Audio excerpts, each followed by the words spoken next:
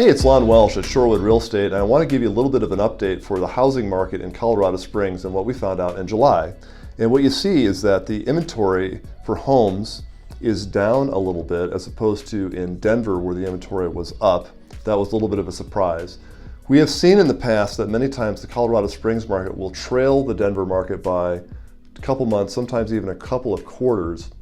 So the dramatic lift we're seeing in the Denver market is something we probably will eventually see soon in the Colorado Springs market. So if you're a seller, it might make sense to try to get your home or condo on the market now before all those listings arrive as competition. On the other hand, if you're a buyer, it might make sense just to stall for a couple months, see if more inventory does come to the market, because it'll give you more buying choices and it'll be less competitive, so it'll give you a little bit more negotiation power.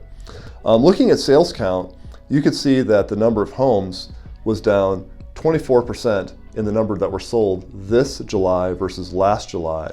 Condo sales didn't decline quite as much.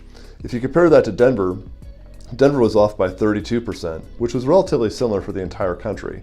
So we're seeing that the Colorado Springs market is a little bit more resilient than Denver. We actually saw that in the last big recession, 2007, 8, and 9, where the Colorado Springs market didn't have the degree of punishment that the Denver market had. So during this downturn, I'm starting to think that we might see that yet again, the Colorado Springs is just generally a little bit more resilient. Taking a look at pricing, the price in July was only up 1% from the prior month in June.